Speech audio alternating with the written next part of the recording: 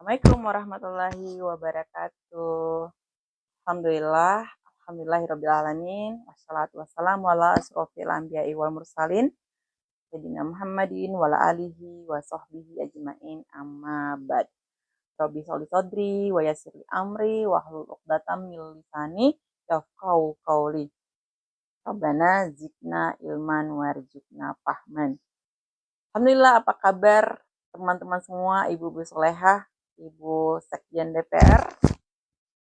Masya Allah, Alhamdulillah luar biasa ya. Nah, ketemu lagi hari ini walaupun secara online, tapi berharap ini rasa offline ya. Semoga di next kita bisa bertemu lagi secara offline. Nah, ibu-ibu sekalian, masih berkelanjutan ya di materi sebelumnya terkait dengan harta gitu ya, baik itu yang diperoleh secara halal ataupun secara haram, atau kita bahas terkait dengan riba. Nah, hari ini kita akan bahas terkait dengan eh, cara cerdas kelola keuangan. Nah, kenapa? Karena hari ini ya kebayang ekonomi yang luar biasa hari ini, banyak ibu-ibu yang mungkin bisa stres gitu ya terkait dengan keuangan. Bahkan baru-baru ini ada berita yang sangat-sangat mengenaskan ya, bagaimana seorang ibu ya kemudian bunuh diri, tapi sebelum bunuh diri dia itu meracuni anak-anaknya sampai pada akhirnya anaknya yang 3 orang meninggal, kemudian terakhir ibunya menyusul untuk bunuh diri. Satu alasannya karena khawatir gitu ya tidak bisa memenuhi kebutuhannya. Nah, lagi-lagi ini adalah terkait dengan uang. Nah, sebenarnya uang itu uang itu bisa dikelola dengan baik, tergantung dari diri kita nih, bukan tergantung dari banyak atau sedikitnya. Nah, hari ini kita akan bahas balik lagi bagaimana kita cerdas mengelola keuangan. Nah, yang paling pertama yang kita harus pahami adalah sebenarnya kita ini dalam menggunakan uang harus dipahami terkait dengan keinginan dan kebutuhan. Keinginan itu apa sih? Kebutuhan itu apa sih? Jadi kebutuhan itu adalah sesuatu yang ketika tidak dipenuhi maka akan memunculkan suatu hal yang berbahaya, bahkan sampai pada kematian. Nah, kalau keinginan itu adalah sesuatu yang itu hanya sebuah hawa nafsu. Jadi ketika tidak dipenuhi sebenarnya nggak ada masalah seperti itu. Cuman pasti akan muncul suatu kegelisahan. Nah, contoh nih, yang pertama terkait dengan kira-kira makan itu kebutuhan atau keinginan. Nah, keinginan, apa kebutuhan? Kebutuhan. Nah, makan di mana? Makan apa? Itu kebutuhan apa keinginan? Nah, keinginan. Karena pada hakikatnya makan itu ya dalam Islam hanya sekedar menegakkan tulang punggung. Ya, bukan makan apa, makan di mana. Yang kedua terkait dengan pakaian. Pakaian ini kebutuhan atau keinginan. Nah, ada yang bilang kebutuhan, ada yang keinginan. Nah, sebenarnya kalau pakaian karena kita harus menutup aurat maka akan menjadi kebutuhan. Tinggal nih kita harus lihat, kita harus tahu baju yang kita pakai. Diingat-ingat lagi bajunya ketika lemarinya dibuka gitu ya. Kira-kira ketika lemarinya dibuka, lihat bajunya, apakah itu semua baju yang di lemari itu dalam 1 pekan dipakai?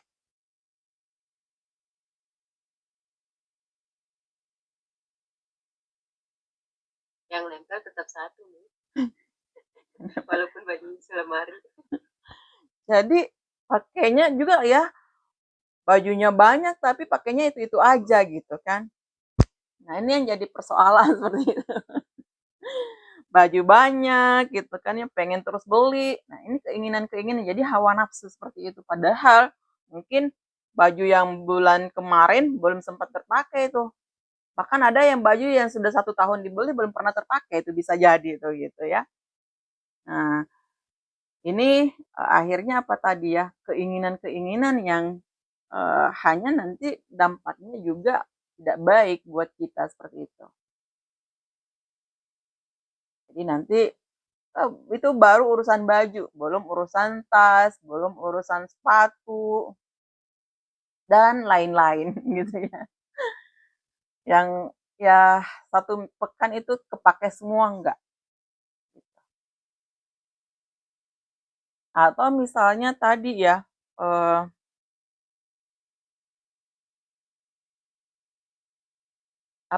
kendaraan gitu ya. Kita punya uang misalnya, karena kan tadi ya kendaraan sebenarnya menjadi masuk kebutuhan gitu ya. Kita misalnya cuma punya uang 5 juta, berarti kita nggak sanggup dong beli mobil gitu kan. Terus kalau 5 juta ini kita butuh kendaraan karena buat kerja misalnya, karena jauh gitu ya, lumayan buat ongkos. Nah, kita punya uang 5 juta, maka apakah kita akan memaksakan beli yang harganya di atas itu? Nah, itu yang jadi persoalan.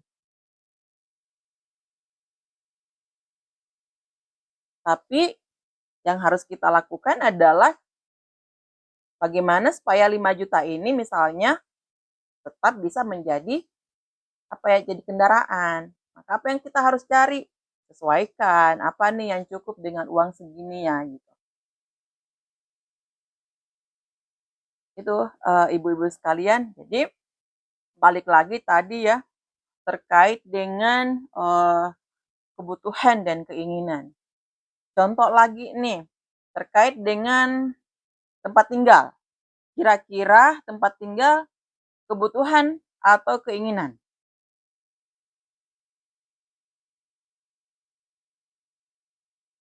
Sama aja nih. Kebutuhan atau keinginan? Kebutuhan untuk tempat tinggalnya, tapi tipe rumahnya, lokasinya, perabotannya, itu keinginan. Ya, jadi ya tadi kalau namanya tempat tinggal kebutuhan ya. Cuman pertanyaannya kalau sertifikat nama sendiri atau itu keinginan atau kebutuhan?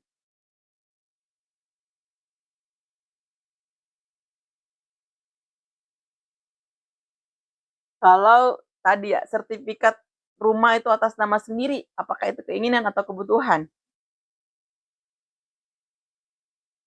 Oke. Kebutuhan nih. Kebutuhan atas nama sendiri gitu. Iya. Aku pengen deh rumah aku atas nama aku sendiri gitu ya.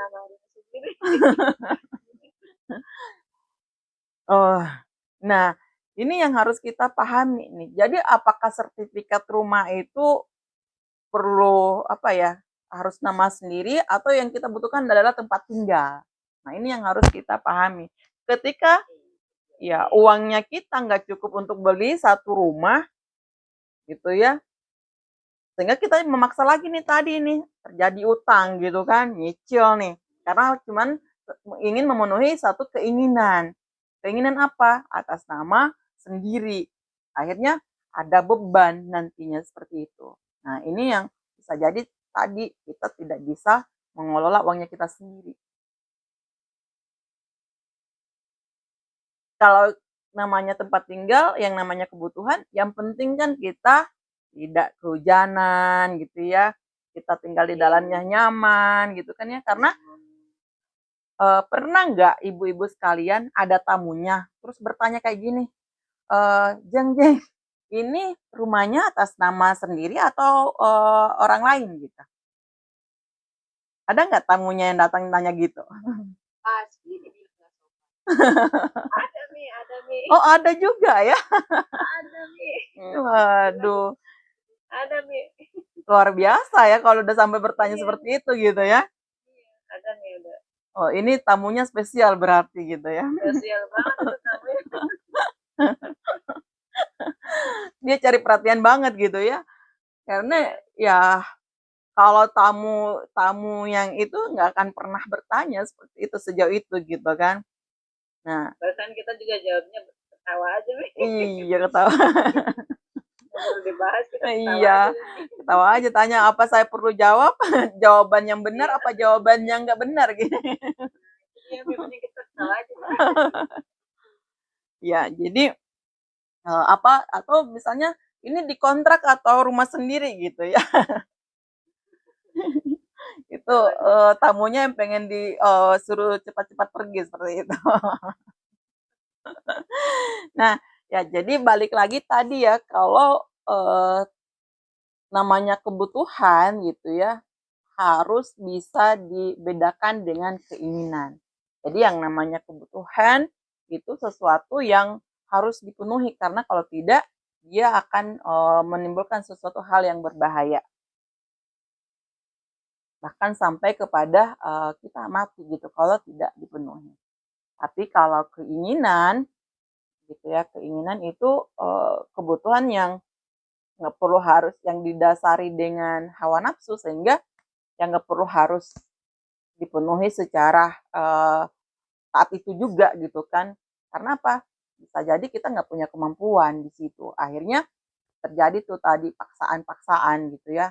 Yang akhirnya kita tadi nyicil, eh, ngutang gitu kan ya. Nah, sehingga bisa jadi dalam utang itu, dalam nyicil itu ada hal-hal yang kita terkena riba gitu. Ataupun dengan kendaraan yang kita punya seperti itu. Apalagi hari ini ya udah pengen naik mobil, udah banyak tinggal pesan Grab gitu ya, tinggal siapkan aja ongkosnya. Kita turun nggak ditanyain juga ini mobil lu sendiri gitu kan atau bukan gitu. Mobilnya banyak ini ya. Mobilnya banyak, pakai sopir lagi gitu ya. Pakai sopir lagi, bagus. Terus kita nggak sewa gitu kan ya. Betul, betul. Iya, nggak bayar apa namanya, nggak bayar sopir gitu ya. Terus kita nggak Iya, perlu bensin, nggak nggak bayar pajak pula ya. nggak bayar pajak pula gitu kan yang dibebankan, masya Allah gitu ya. Belum lagi apa namanya ganti oli gitu ya. Nah, luar biasa gitu.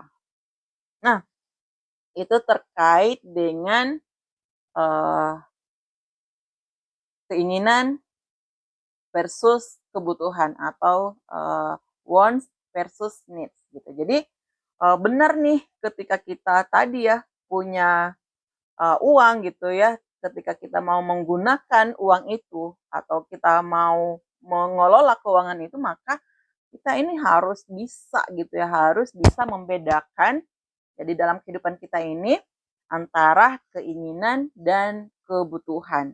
Sehingga semua ketika kita gunakan akan sesuai dengan porsinya seperti itu.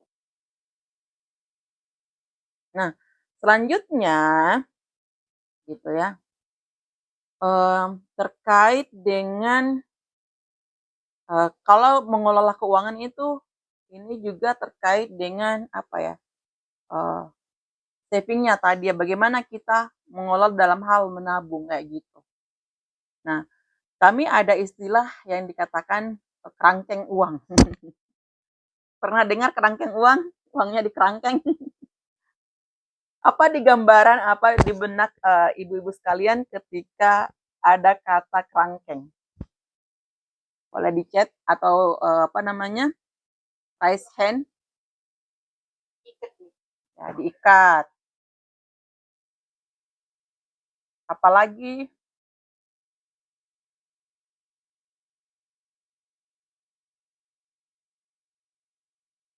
jadi kayak ada digembok gitu ya, di kerangkeng gitu. Iya.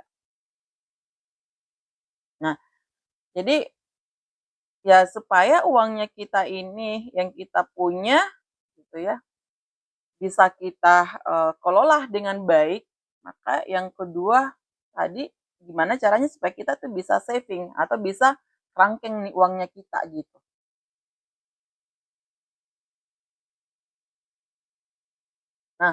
Gimana caranya? Nah, yang pertama kita harus pastikan tadi ya balik lagi apa yang kita belanjakan, ya, apakah ini ketika kita misalnya ke mall nih mau beli sesuatu gitu kan ya, ini sudah terpastikan kebutuhan atau keinginan. Kalau perlu, gitu ya, kalau perlu ketika kita mau pergi belanja nih, harus tulis dulu nih semua, ini. Supaya kenapa? Supaya ketika kita sampai di tempat belanja, kita nggak ini ya, nggak semuanya pengen masukin di keranjang gitu. Sering nggak sih teman-teman pergi ke mall atau ke tempat belanja, ngambil sesuatu yang tidak direncanakan? Sering nih tergoda diskon. Itu ujuk-ujuk diskon gitu ya. Jadi ya yang kita harus pastikan tadi ya, supaya tadi ya nggak tergoda lagi dengan diskon, nggak tergoda lagi dengan apa beli satu dapat satu gitu kan ya. Maka yang harus kita lakukan tadi gimana memastikan nih, pastikan dulu nih kebutuhan atau keinginan. Dengan apa tadi? Sebelum keluar rumah, catat dulu nih apa yang mau dibelanjakan atau apa yang mau dibeli, di list dulu gitu ya. Jadi kita nggak tergoda tuh dengan hal-hal yang lain. Karena apa? Kita punya tadi tujuan, kita punya purpose gini, pengen saving uangnya gitu ya. Pengen tercukupi semuanya. Nah, kedua, tadi ya jika itu suatu kebutuhan, maka pastikan itu direncanakan. Makanya tadi ya di list. Jadi nggak sembarangan keluar uangnya kita gitu.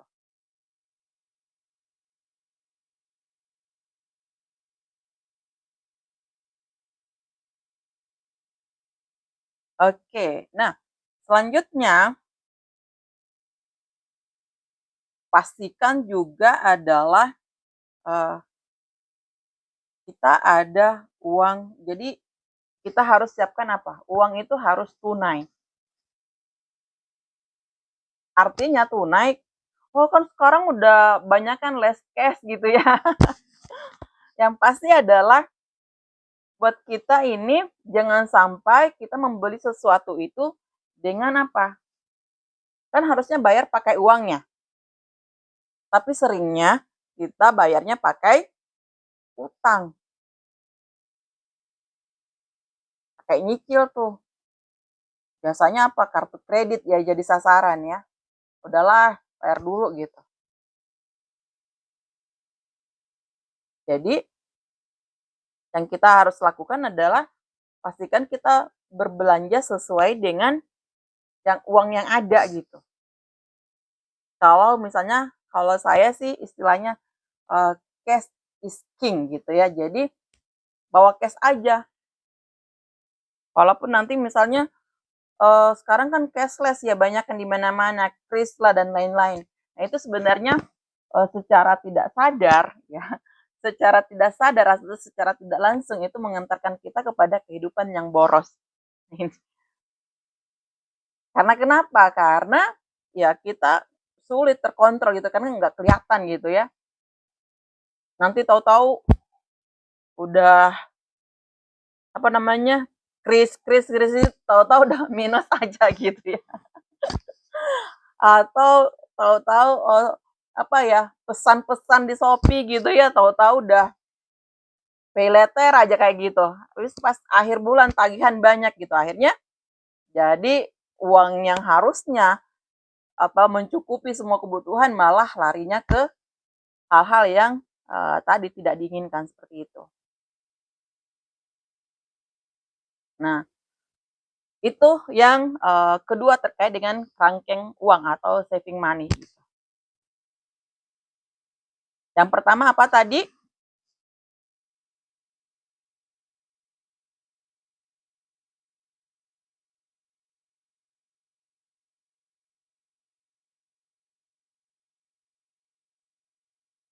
Yang pertama apa tadi?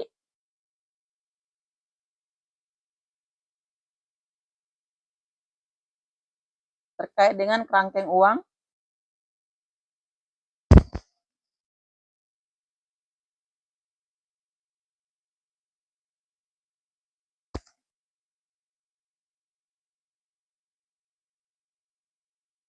Terkait tadi ya, yang pertama pastikan terkait dengan kebutuhan atau keinginan, seperti itu ya. Kemudian tadi pastikan kita belanja sesuai dengan uang yang ada gitu, atau pastikan ya kalau perlu di dompet kita itu pakai uang tunai aja. Karena kenapa, kalau uang tunai itu sering ya, aduh banyak banget nih yang dikeluarin gitu, karena masih sering hitung-hitung tuh gitu ya kalau belanja. Ngerasa nggak teman-teman atau ibu-ibu? Kalau misalnya kita belanjanya kalau pakai cash itu banyak banget yang dikeluarin ya.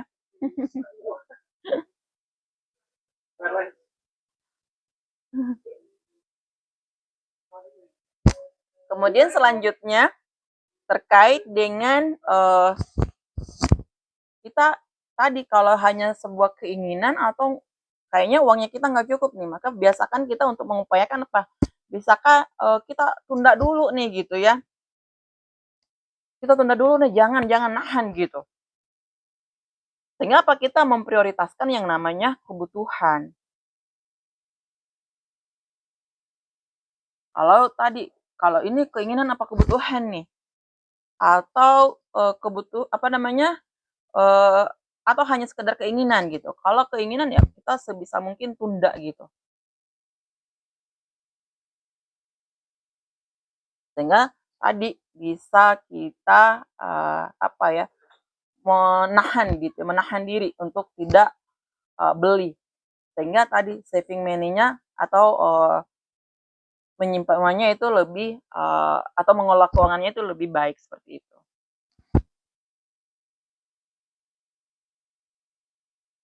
Nah, kemudian juga kalau misalnya seringnya kita juga nih terkait dengan beli HP. HP kebutuhan apa keinginan? Kalau sekarang udah jadi kebutuhan ya. Tinggal nih kebutuhannya, oke, HP kebutuhan. Tinggal nanti nih kebutuhannya untuk apa gitu ya. Nah, kalau sekarang kan harus yang penting telepon, WA gitu kan ya. Kalau kita bekerja bisa pakai apa namanya? Pakai nge-zoom gitu ya. Nah, ya. Terus kemudian apakah brandnya keinginan atau kebutuhan? Kayaknya keinginan. Keinginan ya. Karena apa? Gaya hidup gitu ya. Gaya hidupnya betul. Jadi gaya hidup seperti itu. Wah, ini apa namanya? Itu bagian daripada bagaimana kita kerangkeng uang atau bagaimana kita saving money. Jadi benar-benar tadi ya, kalau perlu ya kalau ada yang misalnya karena tadi HP itu adalah kebutuhan, ya kita usahakan cari yang paling lebih ekonomis, kemudian cari yang memang sesuai kebutuhan gitu ya, bahkan ya udah cari aja yang lebih murah, yang penting fungsinya gitu kan, bukan karena mereknya seperti itu. Ya. Nah, kemudian wah ini ketika dia rusak, maka carilah pengganti yang nggak perlu harus banyak uang kayak gitu. Tapi bagaimana supaya kita tetap ada nilai ekonomis di dalamnya. Karena apa? Tadi hanya sekedar untuk kebutuhan tadi.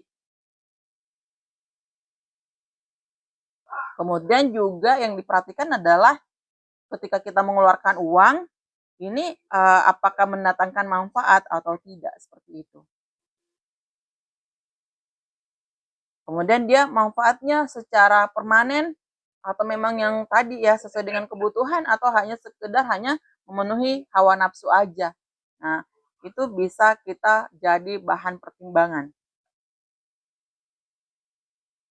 Atau misalnya ketika kita mengeluarkan uangnya, apakah ini bisa menjadi sarana kita untuk lebih taat kepada Allah seperti itu. Nah, ini yang kita perhatikan ketika kita mau mengeluarkan uang kita gitu.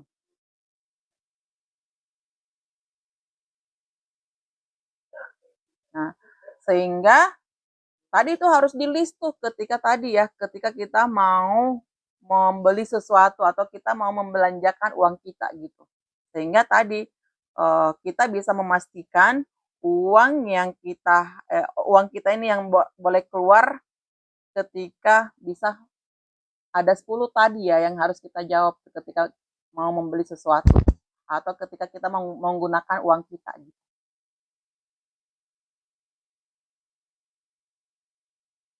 Nah, itu terkait dengan kerangkeng uang atau bagaimana supaya uang kita itu nggak asal keluar gitu ya, supaya uang kita itu safe gitu. Nah, kemudian selanjutnya kita harus lakukan apa lagi nih supaya tadi ya bisa mengelola uangnya kita. Nah, ada yang namanya tracking keuangan, kemudian juga ada simplifying gitu ya atau penyederhanaan keuangan gitu. Kemudian ada juga kita harus melakukan replanning atau perencanaan kembali terkait dengan keuangan kita. Kemudian juga ada cash basic, terus kemudian ada juga money allocation. Jadi banyak ya, ada 9 prinsip gitu ya ketika kita gimana cara mengelola keuangan kita. Tapi ini sudah 1327 ya Mbak Rasti ya.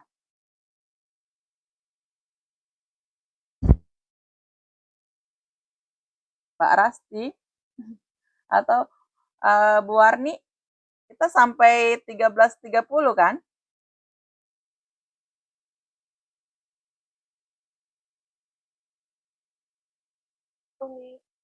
Ya, sekarang tinggal 3 menit ya.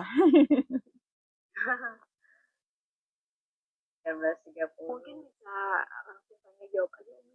Oke, boleh. Kita bisa langsung tanya jawab aja. Jadi untuk selanjutnya kayak tracking keuangannya, terus bagaimana kita menyederhanakan keuangan mungkin bisa di next pertemuan ya, Mbak Rasti ya. Kamu nih. Oke, baik. Nah, dikembalikan ke moderator.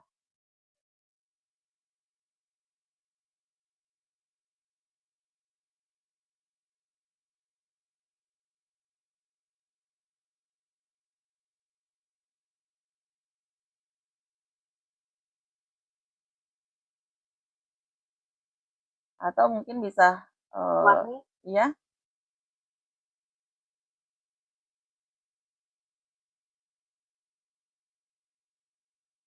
Udah selesai Mbak Warni. Yang bertanya Umi. Oh iya, silakan. Mbak. Ya, silakan Mbak Is.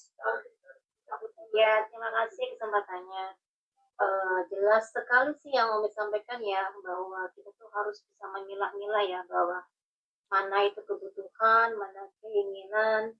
Nah, saya cuma pengen tanya aja nih Umi mengenai tadi kan kalau menentukan tempat tinggal. Sebenarnya kalau tempat tinggal itu kan memang kebutuhan. Tapi apakah memiliki rumah sendiri dengan sertifikat sendiri itu apakah kebutuhan atau keinginan gitu ya?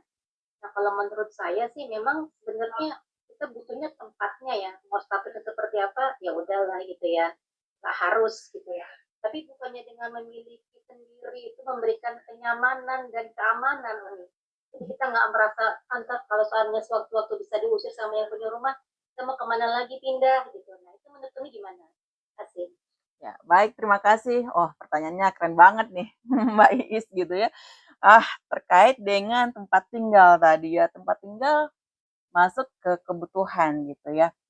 Tapi apakah sertifikat sendiri atau kontrakan atau apapun namanya, apakah itu nggak jadi suatu kebutuhan gitu kan ya, karena ada kekhawatiran gitu ya ketika nanti suatu hari nanti kalau misalnya nggak punya uang kita diusir gitu ya.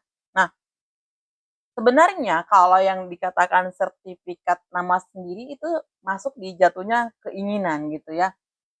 Kenapa? Karena kalau misalnya kita beli rumah gitu ya. Kondisi hari ini kan banyak yang menyiapkan rumah yang luar biasa gitu ya. Kita kan punya keinginan pengen yang nyaman, pastinya gitu ya. Tapi apakah kondisi kan kita berbicara tadi dengan keuangan tadi. Ketika apakah uangnya kita itu memenuhi untuk satu kali beli seperti itu gitu kan. Nah, kalau misalnya nanti akan dampaknya ketika kita beli rumah dengan tidak pakai uang gitu kan ya, tapi dengan utang, maka itu akan membuat suatu persoalan di kemudian hari gitu. Bisa jadi kita kehilangan rumah, kehilangan uang gitu kan, atau misalnya tadi karena kita nyicil akhirnya KPR, sehingga apa yang terjadi kita bisa sebagai seorang muslim ya ketika kita melakukan suatu jual beli gitu ya dengan dua akad di dalamnya, maka itu timbul yang namanya riba gitu. Sehingga yang namanya debt itu adalah masalah terbesar dalam keuangan seperti itu. Tapi kalau misalnya kita dapat warisan nih gitu ya, kemudian kita cukup nih untuk beli rumah, kemudian kita bisa untuk sertifikat sendiri, kenapa enggak gitu. Tapi kalau misalnya dia jatuhnya kita nyicil karena nanti kita bisa bayar gitu ya, atau misalnya dengan oh saya kan kerja gitu kan ya, saya punya uang gitu untuk membayarnya dengan nyicil gitu. Ya, yang jadi pertanyaan seperti ini. Karena tadi kan jadi masalah nih ke depannya. Kenapa? Apakah kita bisa menjamin gitu ya, besok kita masih hidup? Apakah kita bisa menjamin besok kita masih sehat? Kan bisa aja ya apa yang terjadi besok itu banyak hal seperti itu. Nah, sehingga apa? Akan muncul tuh suatu problem gitu ya. Problemnya apa ya? Tadi kita nggak bisa membeli kepastian dengan suatu ketidakpastian.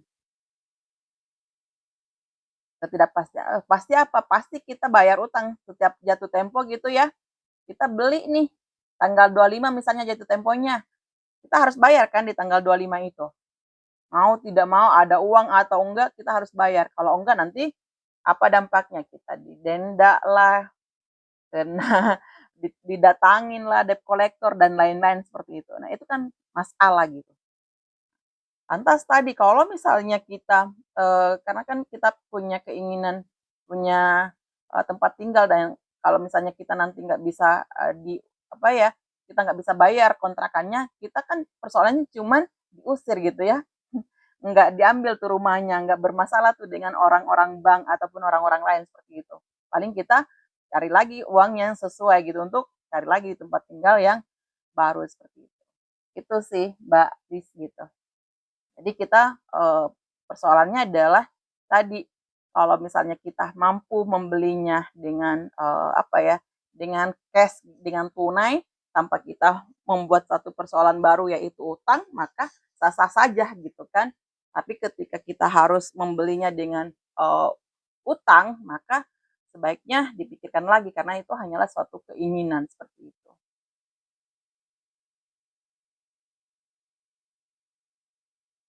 Gitu, Mbak Lis. Terima kasih Umi. Ya. Ada lagi yang mau didiskusikan terkait yang tadi? Apakah clear, Mbak Is? Mengingat waktunya juga sudah setengah dua, jadi mungkin Umi statement aja ditutup dengan doa. Oke, pagi ya ternyata udah 13.34 ya. Iya, udah lewat. Masya Allah. Oke, baik. Alhamdulillah. Nah, mungkin untuk pertanyaan-pertanyaannya mungkin bisa di-share ke Mbak Rasti. Insya Allah di pertemuan berikutnya, jika ada kesempatan, akan kita diskusikan kembali terkait dengan bagaimana kita mengelola keuangan, terkhusus yang sudah kita bahas antara kebutuhan dan keinginan, dan juga rangkeng uang ya atau saving money gitu ya, yang harus kita benar-benar terpastikan nih untuk eh, terpastikan di diri kita, di list benar-benar sehingga ketika kita mau mengeluarkan uang itu benar-benar sesuai yang dibutuhkan, bukan suatu keinginan sehingga tidak memunculkan suatu persoalan yang baru. Nah, baik ibu-ibu sekalian, teman-teman sekalian yang di Sekjen gitu ya DPR, bahwa sekali lagi saya sampaikan bahwa memang yang namanya uang itu bukan segala-galanya, tapi segala-galanya butuh uang sehingga dengan uanglah kita bisa melakukan banyak hal. Sehingga apa yang bisa kita lakukan? Maka pandai-pandailah kita dalam mengelola keuangan dan bagaimana kita bisa menghadirkan di dalam kehidupan kita itu terkait dengan bagaimana kita bisa membedakan antara kebutuhan dan keinginan.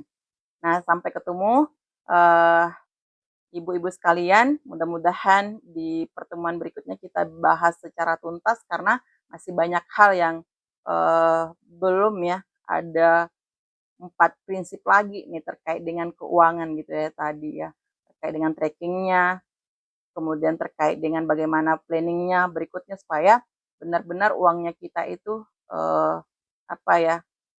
benar-benar cash is king gitu.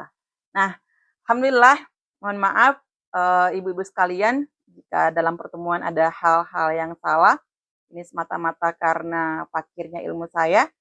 Allah dan Rasulnya terlepas dari segala kesalahan saya dan jika ini adalah suatu kebenaran, maka ini benar-benar datangnya dari Allah Subhanahu wa taala. Nah, sebelum kita akhiri pertemuan, mari kita berdoa bersama-sama.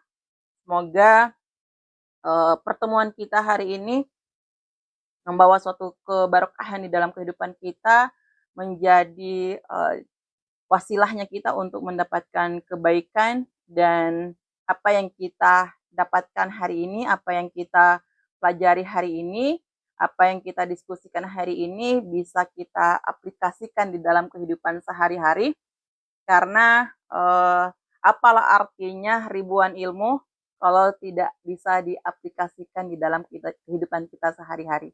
Apalah artinya banyak kita kaji kalau tidak ada manfaat di dalamnya seperti itu. Nah, kita sama-sama membaca Al-Fatihah.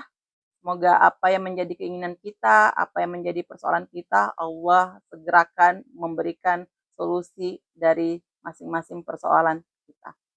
Al-Fatihah. A'udzubillahi minasyaitonirrajim. Bismillahirrahmanirrahim. Alhamdulillahirabbil alamin. Arrahmanirrahim. Maliki yaumiddin. Iyyaka na'budu wa iyyaka nasta'in.